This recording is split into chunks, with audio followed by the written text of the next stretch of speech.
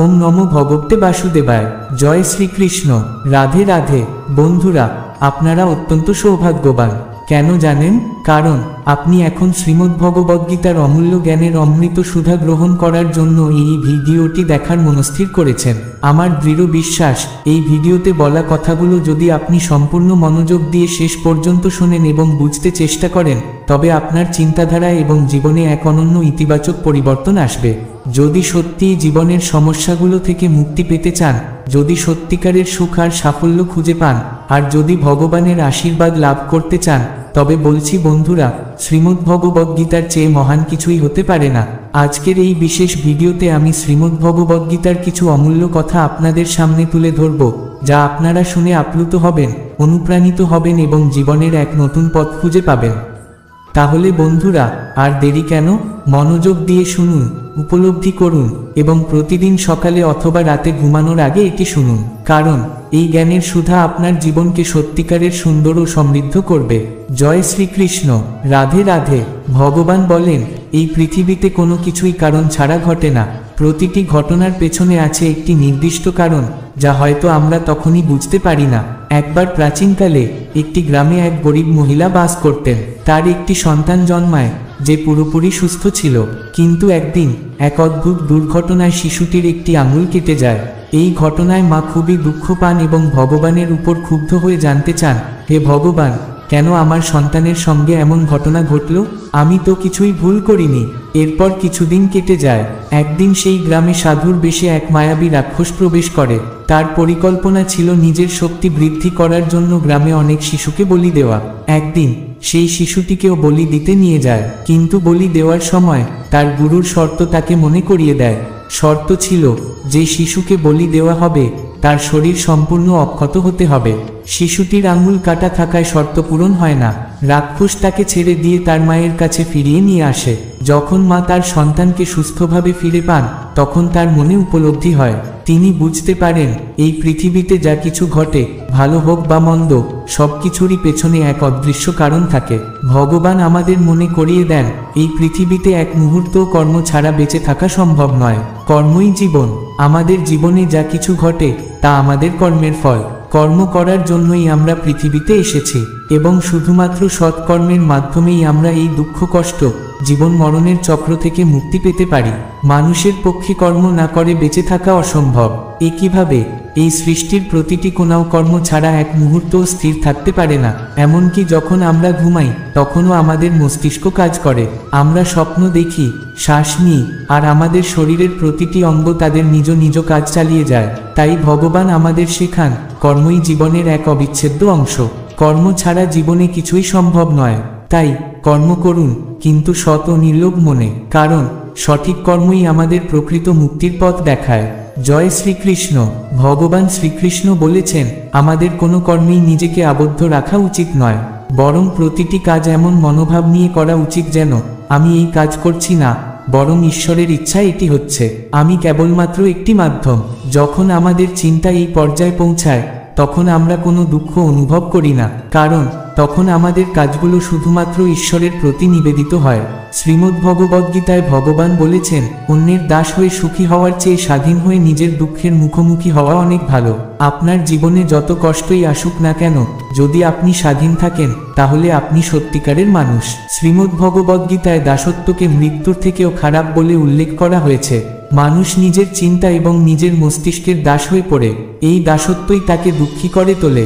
ভগবান শ্রীকৃষ্ণ বলেছেন, মানুষ দুঃখী হয় তার মোহের কারণে। মোহ থেকেই অজ্ঞতার জন্ম হয়, আর এখান থেকেই জীবনের সকল সমস্যার শুরু। মহাভারতে আমরা দেখতে পাই, ধৃতরাষ্ট্র তার পুত্র দুর্যোধনের প্রতি এতটাই আসক্ত ছিলেন যে তিনি তার অন্যায় কাজগুলো দেখেও কোনো বাধা দেননি। এই পুত্রমোহের কারণে ধৃতরাষ্ট্র ধর্ম এবং অধর্মের পার্থক্য বুঝতে অক্ষম হয়ে পড়েন। ফলাফল, তার পরিবার, রাজ্য, সবকিছু ধ্বংস হয়ে যায়। ভগবান শ্রীকৃষ্ণ অর্জুনকে বলেছিলেন, যখন জ্ঞানের প্রবাহ শুরু হয়, তখন প্রথমেই মোহ নষ্ট হয়ে যায়। মোহ হলো অজ্ঞতা, আর এই অজ্ঞতা দূর হলে আমরা সত্যিকারের আলো দেখতে পাই। তাই ভগবান আমাদের শিখিয়েছেন, মোহ, অজ্ঞতা এবং দাসত্ব থেকে মুক্ত হয়ে স্বাধীন চিন্তা করতে হবে এবং প্রতিটি কর্ম ঈশ্বরের প্রতি নিবেদন করে করতে হবে। এটাই জীবনের সত্য পথ। জয় শ্রীকৃষ্ণ। রাধে রাধে। ভগবান শ্রীকৃষ্ণ বলেছেন, মোহই জীবনের দুঃখের মূল কারণ। এই মোহ আমাদের পরিবারের প্রতি, সফলতার প্রতি, সুখ সুবিধার প্রতি, কিংবা সম্মান অসম্মানের প্রতিও হতে পারে। যেখানে মোহ থাকবে সেখানে দুঃখ আসবেই। মোহ সফল হলে দুঃখ হয়, কারণ আমরা আরো বেশি পাওয়ার আকাঙ্ক্ষা করি। আবার মোহ ব্যর্থ হলে দুঃখ হয়, কারণ আমরা তা হারানোর শোক করি। ভগবান বলেন, যখন কেউ মোহ ত্যাগ করে তখন সে আমার কৃপা লাভ করে এবং চরম আনন্দ অনুভব করে। তাই আমাদের মোহ ত্যাগ করা উচিত এবং যা আছে তাতে সন্তুষ্ট থাকা উচিত। যদি অধিক পাওয়ার মোহ থাকে তবে দুঃখ নিশ্চিত। ভগবান শ্রীকৃষ্ণ আমাদের স্মরণ করিয়ে দেন, যা হয়েছে ভালোই হয়েছে, যা হচ্ছে ভালোই হচ্ছে, আর যা হবে সেটাও ভালোই হবে। তিনি আরো বলেন, অতীত নিয়ে অনুশোচনা করো না, ভবিষ্যৎ নিয়ে দুশ্চিন্তা করো না, বর্তমানটাই আসল। তুমি কি নিয়ে এসেছিলে যা হারিয়েছ?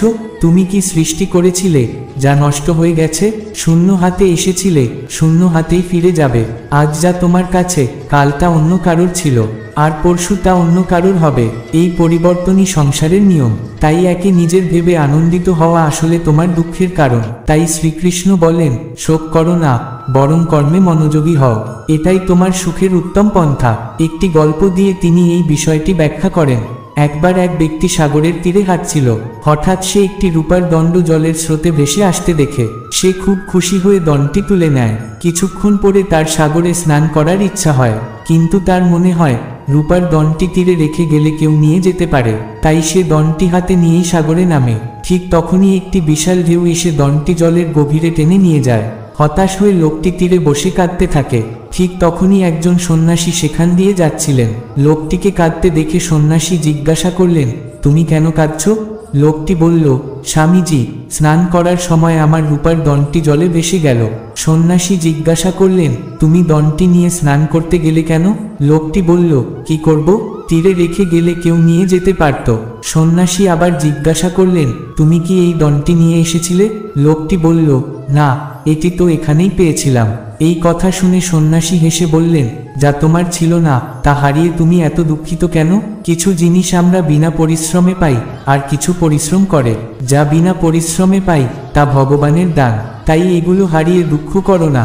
জীবনের শিক্ষাটি হলো, আজকের পৃথিবীতে আমরা সুখের পেছনে ছুটে চলি। আলিশান বাড়ি, বিলাসবহুল গাড়ি, ক্ষমতা কিংবা মর্যাদার আকাঙ্ক্ষা আমাদের তাড়া করে, কিন্তু আমরা ভুলে যাই এই সব কিছু একদিন আমাদের ছেড়ে যাবে। ভগবান শ্রীকৃষ্ণ আমাদের বলেন, অতীত নিয়ে অনুশোচনা করো না, ভবিষ্যৎ নিয়ে দুশ্চিন্তা করো না, বর্তমানের প্রতি মনোনিবেশ করো। এটাই জীবনের আসল সত্য। কর্মে মনোযোগী হও, কারণ সৎকর্মই তোমার সুখের একমাত্র পথ। জয় শ্রীকৃষ্ণ। রাধে রাধে। পাণ্ডবদের জীবন স্বাভাবিক হয়ে উঠেছিল।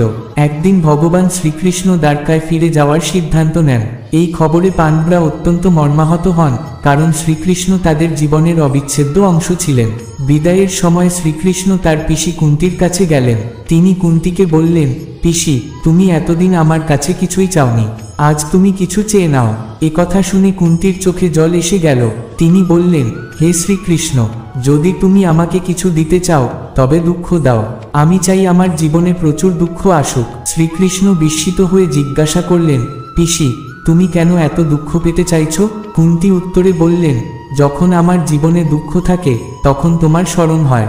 সুখের সময় তোমার কথা মাঝে মাঝে মনে পড়ে ঠিকই, কিন্তু দুঃখের সময় তোমার স্মরণ, তোমার পূজা, তোমার প্রতি প্রার্থনা এক মুহূর্তের জন্যও থামে না।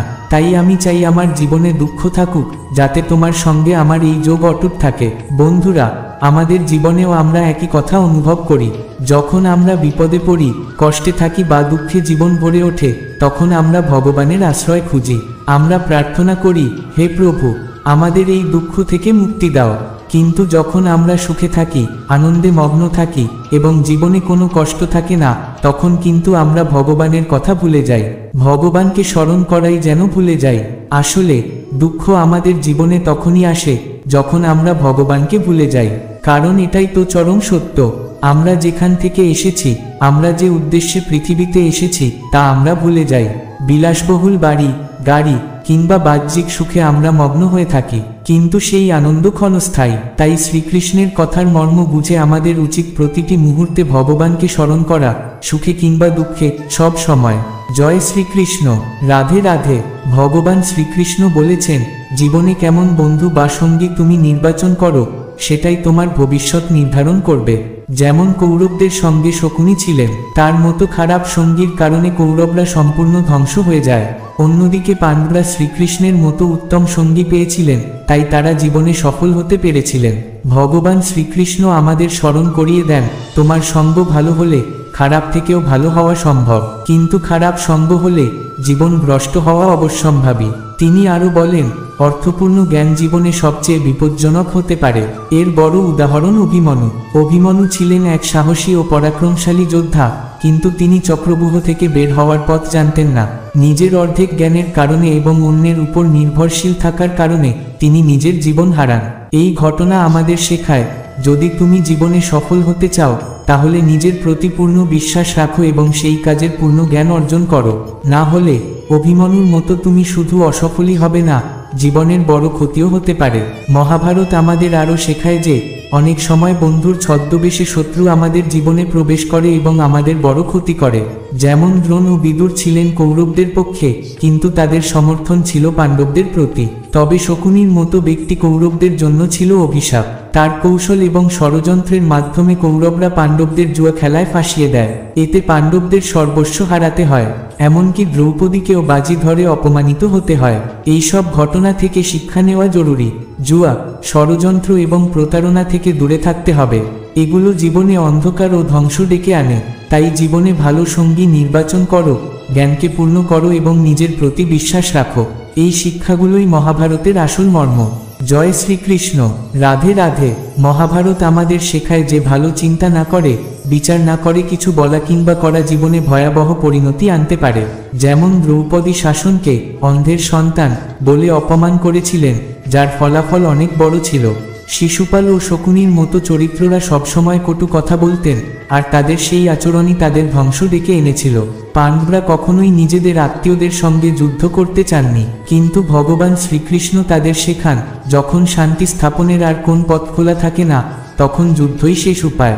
তিনি আরও বলেন, কেউ মরে না আর কাউকে মারা যায় না, কারণ আত্মা অমর। মহাভারতের অন্যতম বিস্ময়কর চরিত্র কর্ণ।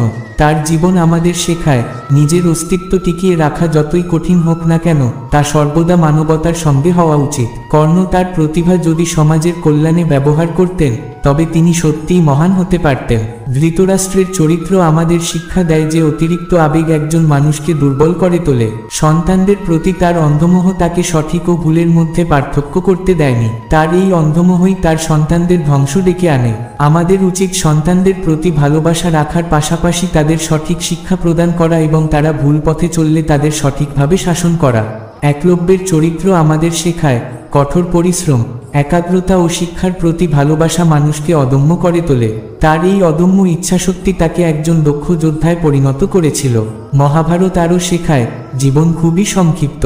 এটি জন্ম ও মৃত্যুর মধ্যে একটি সেতু। প্রতিটি দিন এমনভাবে কাজে লাগাতে হবে যা মানব কল্যাণে অবদান রাখে এবং পরবর্তী জীবনের জন্য প্রস্তুতি নিতে সাহায্য করে। শ্রীমদ্ভগবদ্গীতা আমাদের বারবার মনে করিয়ে দেয়, কর্ম করো কিন্তু ফলের আশা করো না। আমাদের উচিত সমাজের প্রতি দায়িত্ববোধ থাকা, বন্ধুত্ব ও সম্পর্ককে সঠিকভাবে মূল্যায়ন করা এবং আবেগকে সংযত রাখা। কর্মে নিষ্ঠা ও একাগ্রতা জীবনকে সার্থক করে তোলে। মহাভারত আরও একটি শিক্ষা দেয়, অহংকার পতনের মূল কারণ। ধনী, জ্ঞানী এবং শক্তিশালী পাণ্ডবরাও বনে ঘুরে বেরিয়েছিলেন, এমনকি অপরূপা দ্রৌপদীও সেই কষ্ট সয়েছেন। অম্বা, যিনি একসময় অপমানিত হয়েছিলেন, শিখণ্ডী রূপে জন্ম নিয়ে প্রতিশোধ নিয়েছিলেন। মহাভারতের প্রতিটি অধ্যায় আমাদের অনুপ্রেরণা দেয়, অহংকার থেকে মুক্ত থেকে সমাজের কল্যাণে কাজ করে জীবনকে সার্থক করা, এটাই মহাভারতের চূড়ান্ত শিক্ষা। জয় শ্রীকৃষ্ণ। রাধে রাধে। ভগবান শ্রীকৃষ্ণ বলেন, অতিরিক্ত লোভ মানুষের জীবনকে নরকে পরিণত করে। যা তোমার নয় তা অন্যায়ভাবে নেওয়ার বা ছিনিয়ে নেওয়ার চেষ্টা করো না, আজ নয়তো কাল তার শাস্তি অবশ্যই মিলবে।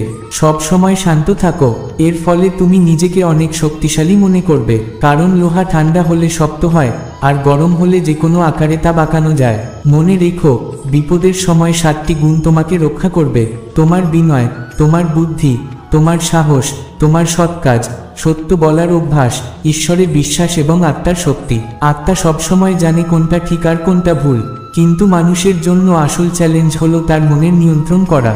কঠিন সময়ে মানুষ একা হয়, কিন্তু সেই সময়ই সে সবচেয়ে বেশি শক্তিশালী হয়ে ওঠে। যে তোমাকে সম্মান দেয় তাকে সম্মান করো, কিন্তু অবস্থান দেখে মাথা নত করো না, কারণ তা কাপুরুষতার লক্ষণ। হে অর্জুন, যে ব্যক্তি কখনো আনন্দে উৎফুল্ল হয় না, কারো প্রতি বিদ্বেষ পোষণ করে না, শোক করে না, আকাঙ্ক্ষাও করে না, এবং যিনি সকল কর্ম শুভ ও অশুভ ত্যাগ করেন, সেই জ্ঞানী ব্যক্তি আমার অত্যন্ত প্রিয়। আমাকে পাওয়ার তিনটি পথ আছে: ধ্যানযোগ, জ্ঞানযোগ এবং কর্মযোগ। এর মধ্যে কর্মযোগই সর্বোত্তম। মানুষ যেমন পুরানো কাপড় ত্যাগ করে, তেমনি আত্মাও পুরানো দেহ ত্যাগ করে। এটাই প্রকৃতির নিয়ম। এই সত্য গ্রহণ করে ভয়মুক্ত হও এবং বর্তমানে বাঁচো। কারো উপর তার কথায় নয়, তার কাজের উপর নজর দাও, তবেই তাকে বিশ্বাস করো। অতীতের জন্য অনুশোচনা করো না এবং ভবিষ্যতের জন্য চিন্তিত হও না। বর্তমান চলছে, কি হারিয়েছ, যে কাঁদছ, তোমার যা আছে তা নিয়ে বাঁচো। প্রতিটি মুহূর্তেই জীবনের সৌন্দর্য খুঁজে পাবে। শ্রীকৃষ্ণ বলেন, আমি সবের শুরু, আমি শুরুর আগেও ছিলাম, সব শেষ হওয়ার পরেও আমি থাকব। সবই আমার মধ্যে, আর আমি সবার মধ্যে। এই পৃথিবী, চন্দ্র, সূর্য, মাটি, জল, এই সবই আমি সৃষ্টি করেছি। আমি ভগবান, আমি শয়তান, আমি রাক্ষস, আমি অসুর, আমি মানুষ, আমি ব্রহ্মা, আমি বিষ্ণু, আমি মহেশ্বর। আমি পৃথিবীর মধুর সুগন্ধ, আমি অগ্নির উষ্ণতা, আমি সকল জীবিত প্রাণীর জীবন, আর আমি সব সন্ন্যাসীদের আত্মসংযম। আমি পালন করি সবার, আর আমি সবের বিনাশক। পৃথিবীর সমস্ত প্রাণীদের আমি জানি, কিন্তু আমাকে বাস্তবে কেউ জানে না। যখনই এই পৃথিবীতে পাপ আর অধর্ম বৃদ্ধি পাবে, তখন আমি তা ধ্বংস করতে মর্তলোকে অবতরণ করব। মনুষ্য জাতির এক বড় সমস্যা হলো, সে নিজেই জানে না তার কি কর্তব্য, কি কর্ম করা উচিত। কেনই বা সে এই পৃথিবীতে মনুষ্য জীবন লাভ করেছে, কি উদ্দেশ্য এই জীবনের? তাই আমি বলি, কর্মই সবথেকে বড় ধর্ম। নিজের কর্ম করো, কারণ কর্মই তোমাকে সঠিক পথে এগিয়ে নিয়ে যাবে। আমি আছি তোমার সঙ্গে সব সময়। ভগবান শ্রীকৃষ্ণ গীতায় অর্জুনকে উপদেশ দিয়ে বললেন, মানুষ কর্ম করার জন্যই জন্মগ্রহণ করেছে। কর্ম না করে কেউ এক মুহূর্তও থাকতে পারবে না। তাই পরিণামের চিন্তা না করে সবসময় নিজের কর্তব্য পালন করা উচিত। সবসময় ভালো কর্ম করো, কারণ কর্ম হলো এমন একটি ফসল যা মানুষকে কোনো না কোনো একদিন কাটতেই হবে। যা হয়েছে তা ভালোর জন্যই হয়েছে, যা হচ্ছে তা ভালোর জন্যই হচ্ছে, আর যা হবে তা ভালোর জন্যই হবে। এই চিন্তাই তোমার মনে প্রশান্তি আনবে। ভগবান আরও বলেন, মানুষের সবসময় সন্দেহ করা থেকে দূরে থাকা উচিত, কারণ সন্দেহ করা ব্যক্তি কখনো শান্তি লাভ করতে পারে না। সন্দেহ করলে মন শান্তি হারায় এবং সেই ব্যক্তি ভ্রান্ত হয়ে নিজের সম্পর্কগুলো নষ্ট করে ফেলে। শরীরের সুন্দরতা হয়তো মনকে আকর্ষিত করে, কিন্তু হৃদয়ের সুন্দরতা হৃদয়কে আকর্ষণ করে। তাই মানুষের স্বভাব সবসময় নির্মল হওয়া উচিত। কে কি করছে, কিভাবে করছে, আর কেন করছে, এসব নিয়ে যত কম ভাববে, ততই সুখে থাকবে। জীবনে আমরা কতটা ঠিক আর কতটা ভুল তা জানেন মাত্র দুজন, এক পরমাত্মা, আর দুই আমাদের অন্তরাত্মা। তাই নিজের কর্মের প্রতি মনোযোগ দাও, সন্দেহ থেকে দূরে থাকো। নির্মল মন, সুন্দর হৃদয় আর সৎকর্মই তোমাকে সাফল্যের পথে এগিয়ে নিয়ে যাবে। ভগবান শ্রীকৃষ্ণ বলেন, যে মানুষের মধ্যে জ্ঞানের অভাব এবং ভগবানের প্রতি শ্রদ্ধা নেই, সে কখনোই জীবনে আনন্দ এবং সফলতা অর্জন করতে পারে না। যেখানে আপনার সম্মান নেই, সেখানে কখনো যাওয়া উচিত নয়, অন্যথায় লোকেরা আপনাকে দুর্বল ও বোকা বলে ভাববে। যেখানে বৃষ্টি হয় না, সেখানে ফসল নষ্ট হয়ে যায়, আর যেখানে সংস্কার নেই, সেখানে বংশ নষ্ট হয়ে যায়। যারা বলে আমার কাছে সময় নেই, আসলে তাদের প্রিয় মানুষের তালিকায় আপনার নামই নেই। মধুর কথা বলো, কারণ যদি কোনোদিন কথা ফেরত নিতে হয়, তাহলে যেন তা তেতো না শোনায়। নিজের আত্মসম্মান রক্ষা করো, না হলে লোকে সেই জায়গাতেও অধিকার দেখাবে যেখানে শুধুমাত্র তোমার অধিকার থাকা উচিত। যতক্ষণ না তুমি নিজের কাছে হার মানো, ততক্ষণ পৃথিবীর কেউ তোমাকে হারাতে পারবে না।